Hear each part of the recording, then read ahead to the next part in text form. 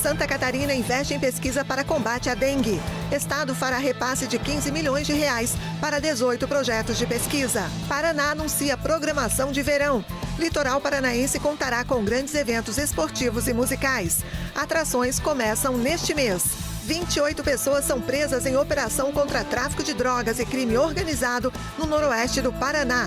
Copa 2030. Pela primeira vez na história, Jogos Mundiais ocorrerão em 3 continentes. Paraguai, Uruguai e Argentina vão sediar partidas. Promessa de Milei. Presidente argentino diz que em breve, inflação será uma má lembrança no país. E você vai ver ainda. Portugal de olho na cannabis medicinal.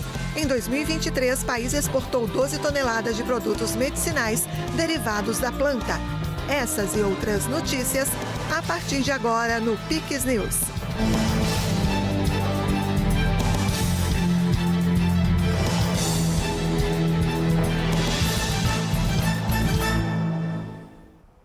Olá, seja muito bem-vindo ao Piques News desta quarta-feira, 11 de dezembro. Agora, 8h02 no horário de Brasília. O governo do estado de Santa Catarina divulgou nesta quarta os projetos contemplados pelo Fundo da Infância e Adolescência. Serão destinados 42 milhões de reais. Nos 2 editais publicados pelo governo catarinense foram contempladas 85 propostas da sociedade civil e 66 propostas de órgãos governamentais que abrangem diversas áreas, como educação, cultura e esporte. E essa é uma forma que a gente está demonstrando aqui para vocês na efetiva execução desse recurso. São propostas e projetos que foram contemplados mediante um conselho, analisou cada um com bastante zelo, cuidado no recurso, na questão do valor daqueles programas. Então, assim, esse projeto, esse momento, é um momento que nós estamos pagando 42 milhões. Políticas de fanfarra, política de tecnologia e inovação, política de fisioterapia, mas o desenvolvimento da criança e adolescente para que ela fique no norte, para que ela fique no eixo da família, para que ela saiba que ela vale a pena, que ela vá para a escola, que ela se desenvolva, que ela institua uma família também. Então, é uma demonstração, sim, de transparência, de zelo com o dinheiro público. A Sociedade Musical União dos Artistas de Laguna, no sul do estado, foi uma das contempladas. O presidente da entidade comenta que com os 367 mil reais recebidos, irão financiar aulas de música para as crianças. Então, essas aulas são no contraturno escolar, né? E a gente vai trabalhar com instrumentos de sopro e percussão. É muito importante, né? Porque através desse recurso a gente consegue pagar os professores, né? A parte de recurso humano, alimentação e, né, a gente consegue dar continuidade nesses nossos projetos. Indaial foi outro município contemplado. 710 mil reais serão destinados na iniciação esportiva de crianças e adolescentes em vulnerabilidade social. A gente vai dar oportunidade, através desse convênio assinado com o governo do estado,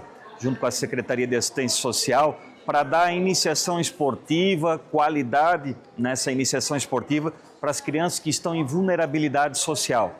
Indaial já foi considerada no ano 2022 a cidade sul-americana do desporto, através de programas de incentivo à iniciação esportiva para as crianças nos ensinos iniciais e os adolescentes e jovens da nossa cidade. E agora esse convênio vem reforçar ainda mais, onde nós vamos conseguir atingir as crianças que são atendidas aí nos programas sociais do nosso município, aí, dando a condição para que ela pratique o esporte que ela assim desejar. Os editais do FIA foram lançados em dezembro de 2023 e são os maiores da história de Santa Catarina, e o pagamento dos projetos selecionados já está acontecendo.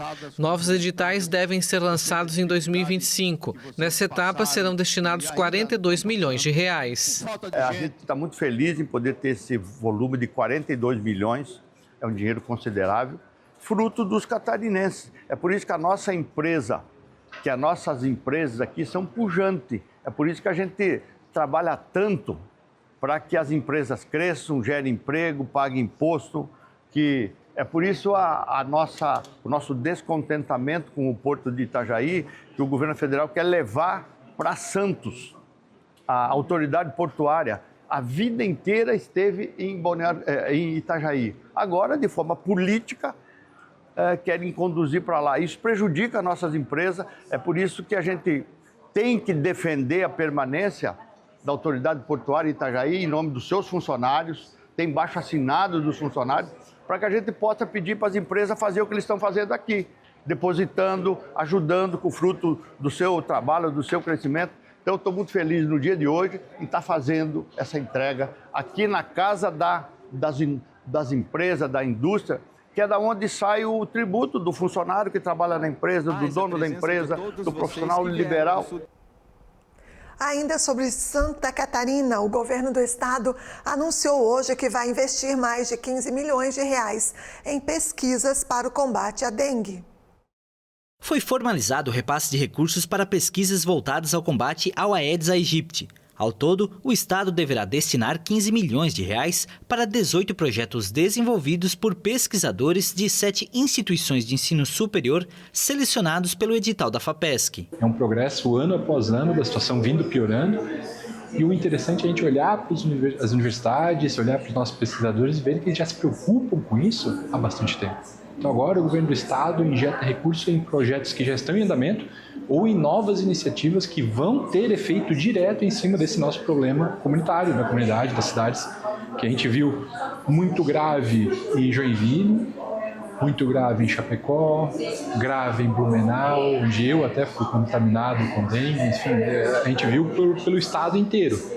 É uma realidade que a gente tem e a gente tem, claro, como usar os nossos pesquisadores diretamente nessa situação da comunidade. Os projetos escolhidos vão explorar temas como os efeitos das mudanças climáticas na presença do mosquito, formas de combate utilizando nanotecnologia e recursos naturais, tecidos repelentes, métodos de testes rápidos para diagnóstico da doença e a avaliação da propagação de casos nas regiões metropolitanas para prever o avanço da doença. E se a gente olha como é que as nossas universidades funcionam, sejam elas nossa Universidade Federal, as universidades da rede ACAF, a nossa rede estadual, todas elas estão estruturadas com programas de pós-graduação. A gente tem lá o cientista, aquele que olha com detalhe, analisa os dados e toma decisões.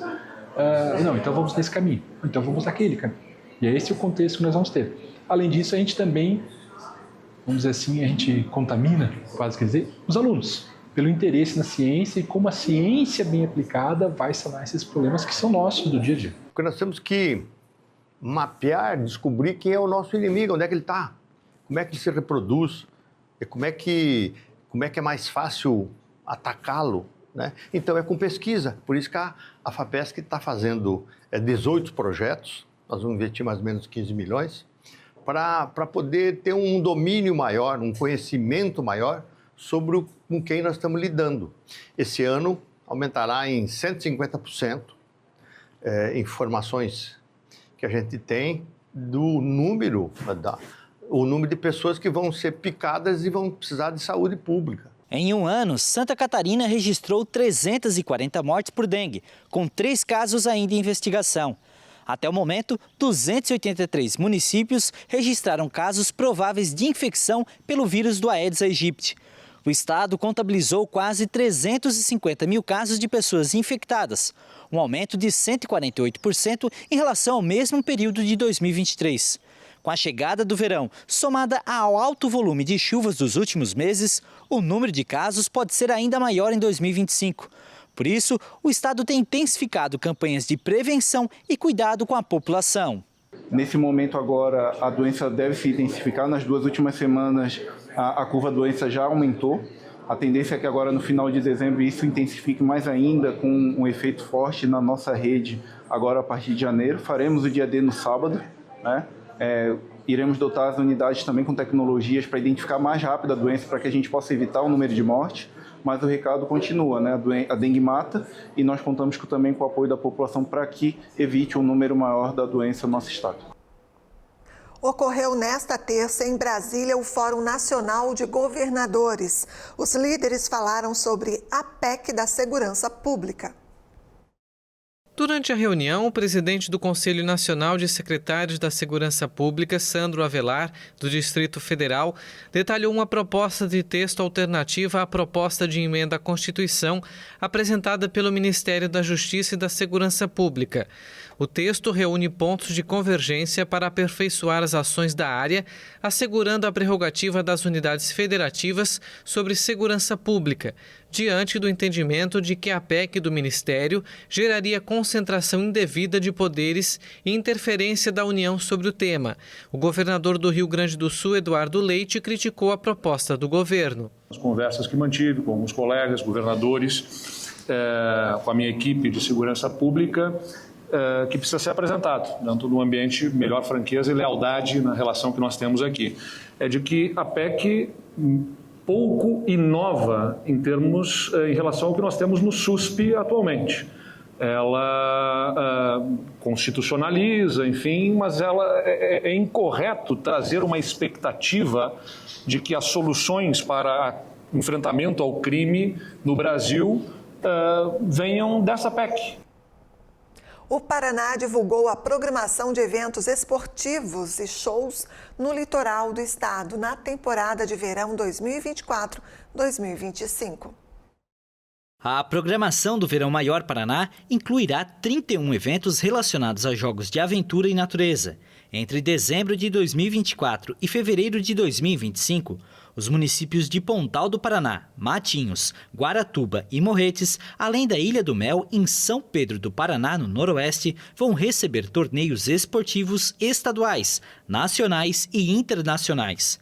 Entre os destaques estão o Best Trick Skate Red Bull, nos dias 18 e 19 de janeiro, e o ITF Beach Tennis Tour, que retorna à programação após o sucesso do verão passado, trazendo os melhores atletas do mundo na modalidade, de 5 a 9 de fevereiro, na Arena Verão Maior Caiobá. Entre 19 e 23 de fevereiro, a Arena receberá o Campeonato Brasileiro e Sul-Americano de Handebol de Areia. Outras praias também serão palco da Travessia dos Veteranos e levantamento de peso. São mais de 300 estagiários atendendo nas areias das praias do Paraná e de São Pedro do Paraná, no noroeste paranaense. São várias atrações culturais, mais de 32 shows de âmbito nacional e também mais de 45 atrações paranaenses que estarão nos palcos Sunset. Toda essa programação de esporte e cultura, além do envolvimento do circo e de todas as estruturas do governo atendendo a população paranaense, mais turistas e veranistas. Além dos eventos esportivos, durante 7 finais de semana seguidos, o litoral paranaense terá uma programação musical com grandes nomes da cultura popular brasileira, de 10 de janeiro a 22 de fevereiro. A expectativa é reunir um público ainda maior que a última edição, que atraiu mais de 1 milhão de turistas, com shows que chegaram a mais de 150 mil pessoas. Os ritmos serão variados, passando pelo rock nacional dos Titãs, o pop rock do Jota Quest, o samba do Sorriso Maroto, o pagode de Péricles e Alexandre Pires, a moda caipira do Rio Negro e Solimões e o sertanejo de Michel Teló, Matheus e Cauã, Guilherme e Santiago, João Bosco e Vinícius, Fernando e Sorocaba, César Menotti e Fabiano. A programação completa pode ser conferida no site do Estado do Paraná, na página da Operação Verão Maior. A Polícia Civil do Paraná prendeu 28 pessoas em Paranavaí, no noroeste do estado, em uma operação contra o tráfico de drogas e o crime organizado. Na manhã desta quarta-feira, uma operação da Polícia Civil apreendeu drogas, dinheiro, armas e outros materiais ilícitos. Batizada de Operação Operários, a ação foi realizada no bairro Vila Alta. As investigações iniciaram em abril deste ano. Ao todo, foram cumpridos 16 mandados de prisão e 34 de busca e apreensão. 28 criminosos foram presos. Entre os presos está um falso advogado suspeito de utilizar o registro da OAB de outro profissional para acessar sistemas e repassar informações ao grupo. Aproximadamente 150 policiais civis participaram da operação, que contou com apoio de 40 viaturas, helicóptero e cães farejadores. A Copa do Mundo de 2030 será a primeira da história organizada em 3 continentes após o Congresso da FIFA aprovar nesta quarta-feira a candidatura conjunta de Espanha, Portugal e Marrocos, com 3 jogos na América do Sul. A Arábia Saudita foi confirmada como sede de 2034, sob críticas de grupos de direitos humanos. 3 jogos do Mundial vão ocorrer na América do Sul para comemorar o centenário da maior competição de futebol internacional. Uruguai, campeão dentro de casa do primeiro torneio entre seleções da história, assim como a Argentina e Paraguai, foram escolhidos para receber partidas dos 104 confrontos da Copa. It is my great pleasure to announce that É com grande prazer que anuncio que as partidas de comemoração do centenário da FIFA, como parte da Copa do Mundo de 2030, serão organizadas conjuntamente também pelo Uruguai, Argentina e Paraguai. Uruguai, Argentina e Paraguai. O Congresso da FIFA aprovou ainda a Arábia Saudita como sede da Copa do Mundo de 2034. O país árabe era o único na disputa em um processo de apenas um mês e limitado a países da Ásia e da Oceania. And last but not least, it is a great pleasure. Por último, mas não menos importante, é um grande prazer poder confirmar que a anfitriã da Copa do Mundo FIFA 2034 é a Arábia Saudita. World Cup 2034 will be Saudi Arabia. A escolha da nação do Oriente Médio foi muito criticada por vários grupos e ativistas. ONGs e representantes de associações de torcedores afirmaram em comunicado conjunto que a escolha põe vidas em risco e revela a superficialidade dos compromissos da FIFA em matéria de direitos humanos. A Arábia Saudita é frequentemente acusada por organizações humanitárias de sport washing, ou seja, de usar o esporte para melhorar a imagem internacional e atenuar as denúncias de violações de direitos fundamentais. Agora uma pausa e você vai ver a seguir. Inflação dos Estados Unidos sobe para 2,7% em novembro. A promessa de Javier Milei em tornar a inflação argentina em coisa do passado. E o investimento de Portugal na cannabis medicinal. O país já exportou mais de 12 toneladas de produtos medicinais derivados da planta. É depois do intervalo, voltamos em instantes. Natalzão fantástico Comprão. Vem que as melhores ofertas estão a todo vapor. Tomate, R$ 1,99 o quilo. Banana branca, R$ 2,59 o quilo no Clube K. Alcatra com maminha a vácuo, R$ 38,90 o quilo. Arroz Bom Traz branco, 5 quilos, R$ 20,99 no Clube K. Feijão carioca reserva, 1 quilo, R$ 4,79. Lava-roupas Omo, lavagem perfeita, 2,4 kg, R$ 26,99. É Natalzão, com horário de atendimento estendido. Melhor preço é no Comprão. Quem vive cruzando o estado sabe que estrada boa é tranquilidade. Para quem está viajando e para quem fica em casa também. Aqui em Santa Catarina, muitos trechos estavam abandonados. Mas agora, com o maior investimento da história, a Estrada Boa nunca esteve tão perto de todos os catarinenses. Com Estrada Boa, Santa Catarina só melhora.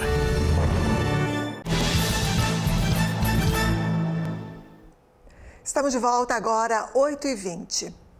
A inflação dos Estados Unidos em 12 meses subiu para 2,7% em novembro. Na medição mês a mês, a alta de preços ao consumidor foi de 0,3% sobre outubro. A inflação em 12 meses nos Estados Unidos ficou em 2,7% em novembro. Este foi o segundo mês consecutivo a registrar um aumento, segundo os dados divulgados nesta quarta pelo governo americano. Em um comunicado, o Departamento do Trabalho informou que o índice de preços ao consumidor subiu para 2,7% no mês passado, em relação ao ano anterior, ligeiramente acima dos 2,6% de outubro. Na medição mês a mês, a alta de preços ao consumidor foi de 0,3% sobre outubro.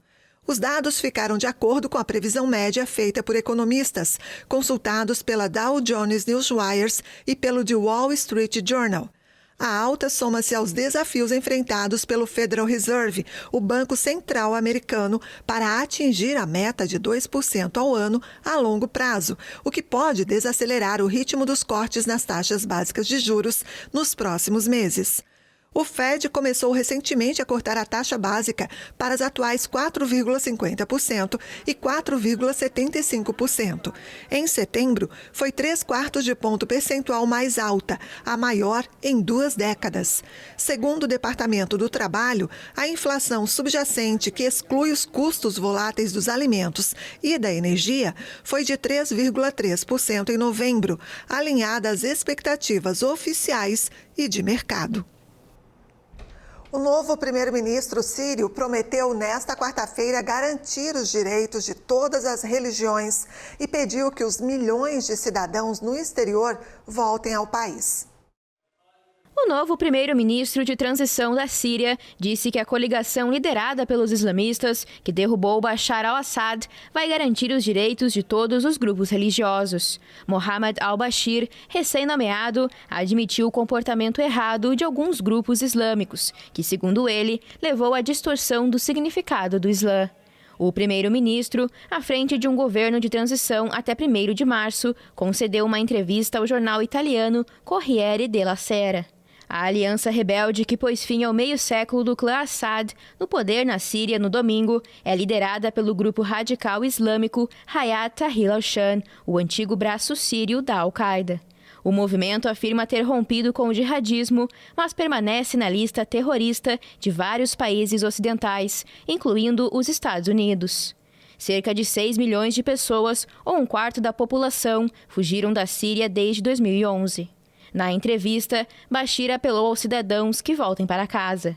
Na capital Damasco, a vida parece ter voltado ao normal. Em Kandahar, o túmulo de Hafez al-Assad, pai de Bashar al-Assad, foi incendiado. De acordo com um estudo divulgado na Nature Medicine, a estimulação profunda de certas áreas do cérebro por meio de eletrodos é uma esperança para as pessoas afetadas por lesões na medula espinhal. Um paciente que participou do primeiro teste contou sobre a experiência que teve. Wolfgang Jager teve eletrodos implantados em uma região do cérebro conectados a um dispositivo colocado no peito. Quando ligados, os aparelhos enviam impulsos elétricos. Estou muito mais rápido e simplesmente mais resistente. Com o estímulo, foi ainda melhor. A equipe suíça que chefiou o estudo já tinha se destacado anteriormente pelos avanços no uso de implantes cerebrais ou medulares, que permitiram que pessoas paralisadas voltassem a caminhar. Nesta ocasião, os pesquisadores buscaram determinar a área do cérebro mais envolvida na recuperação de pacientes com lesões na medula espinhal. Os cientistas usaram técnicas de imagens tridimensionais para mapear a atividade cerebral em camundongos com estas lesões e criar uma espécie de atlas cerebral. A área identificada fica no hipotálamo lateral, conhecido por regular o estado de consciência, a alimentação e a motivação. Então estávamos prontos para fazer essa cirurgia. Foi uma operação com o paciente acordado. Ele estava deitado de costas com a cabeça e ombro elevados e recebeu 2 eletrodos implantados no hipotálamo lateral. E quando ligamos a estimulação, ele imediatamente sentiu vontade de andar. De acordo com os pesquisadores, a melhor opção no futuro para se recuperar deste tipo de lesão poderia incluir o estímulo conjunto do hipotálamo lateral e da medula espinhal. Apesar dos avanços, os investigadores alertam que ainda são necessárias mais pesquisas e que esta técnica não seria eficaz para todos os pacientes. O plenário do Senado aprovou nesta terça um marco regulatório para uso da inteligência artificial no Brasil. Agora, o texto segue para a votação na Câmara dos Deputados. O projeto estabelece os princípios fundamentais para o desenvolvimento e uso de inteligência artificial. O texto define que a tecnologia deve ser transparente, segura, confiável, ética, livre de vieses discriminatórios, respeitando os direitos humanos e valores democráticos. O projeto exige também que sejam contemplados o desenvolvimento tecnológico, a inovação, a livre iniciativa e a livre concorrência. Além de enumerar os sistemas de inteligência artificial considerados de alto risco, o projeto proíbe o desenvolvimento de alguns tipos de tecnologias desse tipo que causem danos à saúde, à segurança ou a outros direitos fundamentais. O texto, por exemplo, veda que o poder público crie sistemas que classifiquem ou ranqueiem pessoas com base no comportamento social para acesso a bens e serviços, ou a políticas públicas de forma ilegítima ou desproporcional. O projeto define ainda como sistemas de inteligência artificial de alto risco aqueles que podem causar danos às pessoas ou à sociedade, como os de controle de trânsito, de redes de abastecimento de água e eletricidade. Também são considerados sistemas de inteligência artificial de alto risco aqueles aplicados na educação e formação profissionais para determinar acesso à instituição de ensino ou de monitoramento de estudantes, além dos sistemas usados para recrutamento de trabalhadores ou para promoções no trabalho.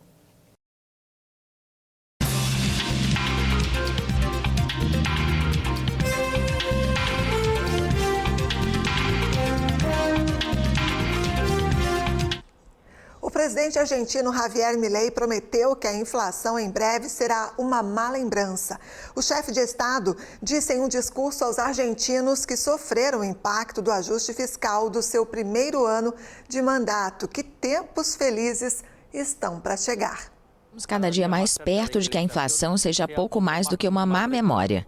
Esta foi a promessa do presidente Javier Milei ao povo argentino que sofreu o impacto do ajuste fiscal do primeiro ano de mandato. Durante um discurso gravado em que apareceu no gabinete cercado pela irmã e secretária da presidência, Karine Milei, o presidente comemorou a evolução da inflação de 25,5% ao mês em dezembro do ano passado, para 2,7% em outubro, segundo os últimos dados oficiais disponíveis. Milei também prometeu eliminar no próximo ano e para sempre o complicado controle cambial que rege a Argentina. Para avançar no processo de fechamento do Banco Central que prometemos e que acabará para sempre com a inflação na Argentina, anunciamos um esquema de competição cambial para que todos os argentinos possam usar a moeda que quiserem em suas transações diárias. O presidente argentino garantiu ainda que durante a presidência semestral do Mercosul, assumida recentemente, vai procurar aumentar a autonomia dos membros da organização diante do resto do mundo. Nesse sentido, nosso primeiro objetivo será promover um acordo de livre comércio com os Estados Unidos no próximo ano, o acordo que deveria ter acontecido há 19 anos. Milei previu que tempos felizes estão chegando na Argentina e prometeu ir ainda mais longe no próximo ano, quando vai realizar reformas tributárias, previdenciárias, trabalhistas, de segurança nacional, penais, políticas e, segundo ele, muitas outras reformas que o país se deve há décadas. Apesar de 2 greves gerais e de algumas manifestações, Milei conta com um apoio estável que confunde os críticos. Cerca de 45% de imagem positiva e até perto de 50% de acordo com algumas pesquisas recentes. Pois é, como vimos na reportagem, a Argentina teve uma redução na inflação de 25,5% para 2,7%. Por lá, muitos cortes, muitas medidas polêmicas para chegar nesse resultado. Assunto claro para o Tiago Pereira, jornalista que já está por aqui. E a gente pergunta que no começo a população estranhou, mas parece que agora Milei está conquistando apoio popular com a redução da inflação. Será isso mesmo, hein, Tiago? Boa noite, bem-vindo. Contra fatos não há argumentos, né? Os números não deixam mentir. No início, muitas críticas, algumas manifestações, inclusive as estudantis mais conturbadas, né? Mas agora os resultados começam a própria inflação por si só, né? Não tem como você contestar. Mas é bem isso, é um processo lento, demorado, né? Principalmente quando se fala em economia, e não há outra solução, André, quando você precisa reorganizar um país, a não ser cortar custos, cortar gastos e até mesmo benefícios à população, inclusive aos que mais precisam. É errado? Pode até ser que sim, mas é que chegou num nível tão grande, né, de 100% de inflação, que não há, até mesmo os mais pobres precisaram ser afetados. E é esse o alerta para que não se chegue numa situação como essa. Boa noite a você e a nossa audiência qualificada aqui da Pix TV. Bom, cortar na carne, como eu falei ali com o André nesse nosso bate-papo inicial. Esse é o recado de Milei. Reduzir regalias, diminuir o Estado. É uma prática milenar que funciona, mas que só se faz sem conchavos. Você não consegue governar de forma enxuta, com coalizão, com coligações, com dezenas de partidos. Não, dessa forma você não consegue. É preciso um governo mais enxuto. Elevar a máquina, situação não muito bem-vinda para a economia, principalmente quando ela não vai bem. E quando ela não está bem, como era o caso da Argentina, não há situação favorável para você criar enormes ministérios, secretarias, cargos, encher a máquina, como, por exemplo, o presidente Lula fez aqui no Brasil na transição de Jair Bolsonaro para o seu governo, o terceiro mandato no Partido dos Trabalhadores. Vocês vão lembrar que quando a gente falava aqui da Argentina no passado, a inflação chegou na casa dos 3 dígitos. Portanto, o alerta era gigantesco. Agora, Milei traz importantes anúncios nessa matéria que a gente viu anteriormente, como a possibilidade do livre comércio do Mercosul com os Estados Unidos. Um feito que é bem possível que vá para frente, né? Dentro do apoio que o próprio Milei tem de Donald Trump, que irá assumir a Casa Branca já em janeiro do ano que vem. Há poucos dias, né, disso acontecer. É um presidente conservador, chamado por muitos de ultraliberal, que pensa também no coletivo. Essa iniciativa do livre comércio fortalece as Américas, que aos poucos, com o fim de governos de esquerda arcaicos, com visão socialista, cresce economicamente frente às demais economias do mundo. Outro ponto positivo que a gente pode trazer aqui é o fortalecimento da opinião pública, que na reportagem até se fala do estranhamento dos críticos. Bom, que críticos? Quem são? O estranhamento talvez porque a Argentina vem de décadas governadas por governos de esquerda, envolvidos em corrupção, e que talvez os críticos sejam mais dessa ala do que da direita, ou liberais ou conservadores. Talvez por isso a opinião pública não esteja diferente dessa opinião da crítica à Argentina, que muito a gente acredita está ainda com aquele apego, né, do passado de governos do peronismo, né, que perpetuou por muito tempo no governo e que deixou o país, no final do ano passado, com uma inflação de mais de 100%. Você imagina se isso continuasse? Como que estaria a situação econômica da Argentina hoje? Muito diferente, certamente, porque não havia na oposição acordos, práticas ou promessas, né, como a gente fala aqui no Brasil, eleitorais, de cortar na carne, de reduzir custos, de reduzir a máquina pública, para aí sim, com a economia saudável, você iniciar um processo de recuperação e aí voltar a ajudar de forma mais considerável aqueles que mais precisam. A gente falou aqui semana passada, eu até comentei sobre o corte de estudantes. Então, hoje eu falei com uma moça que a irmã dela estuda na Argentina de forma gratuita lá, né? E há agora uma redução, principalmente nos benefícios desses estudantes brasileiros ou de outros países da América do Sul que vão estudar medicina, por exemplo, na Argentina. É um dos cursos mais procurados lá, né? Inclusive de outros países aqui da América do Sul também, mas que o governo argentino não consegue mais sustentar da forma como está, porque se ele continuar com essa prática, a inflação vai aumentar. Essa é a conta, não tem outra.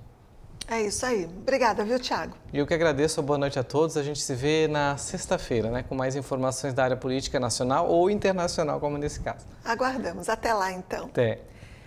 E de acordo com a equipe médica do presidente Lula, na manhã desta quinta-feira, ele será submetido a uma complementação de cirurgia na cabeça, após ter sido operado na última terça-feira para drenar um hematoma intracraniano. Em nota, o Hospital Sírio-Libanês em São Paulo informou que, como parte da programação terapêutica, o presidente vai fazer complementação de cirurgia com procedimento endovascular. O presidente presidente Luiz Inácio Lula da Silva permanece sob cuidados intensivos.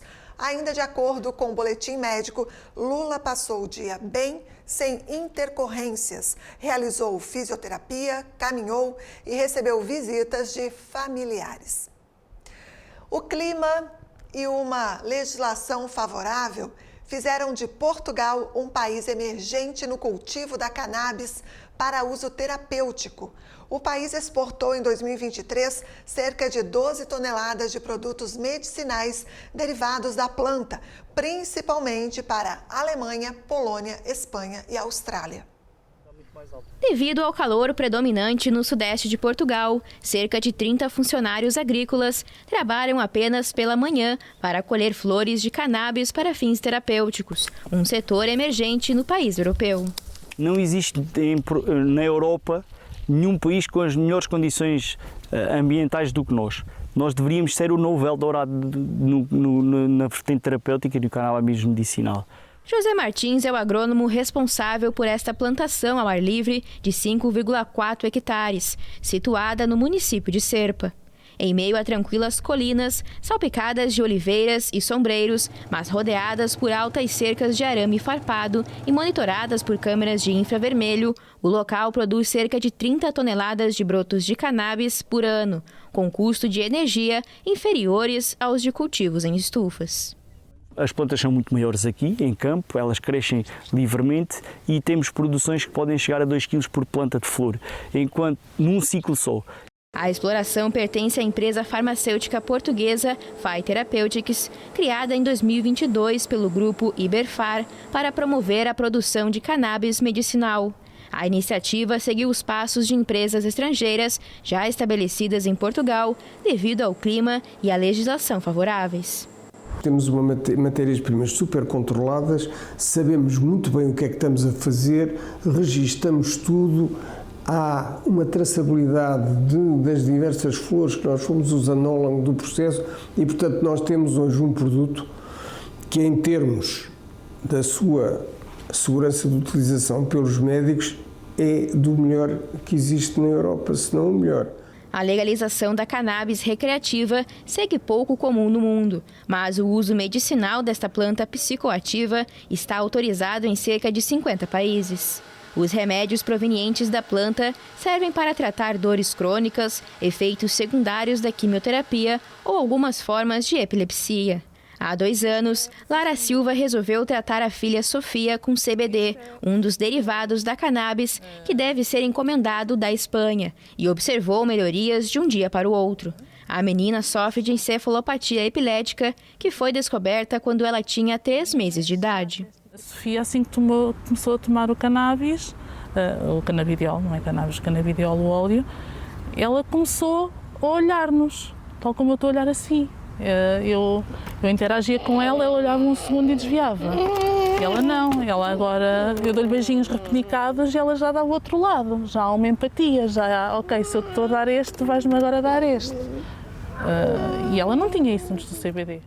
De acordo com a Grandview Research, o mercado global de cannabis medicinal atingiu um valor de mais de 16 bilhões de dólares em 2023, mais de 100 bilhões de reais na cotação atual. Um mercado que pode quadruplicar até 2030.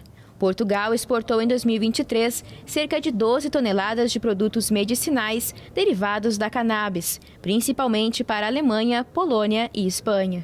Analistas explicam que a cannabis medicinal ainda enfrenta certa estigmatização, mas é crescente a aceitação mundial da erva, além do uso recreativo. E assim a gente encerra esta edição do Pix News. Mais notícias você confere no nosso site e também nas nossas redes sociais no @PixTVHD. Muito obrigada pela companhia. Na sequência tem CinePix e a gente se encontra amanhã. Pix TV é conteúdo todo dia.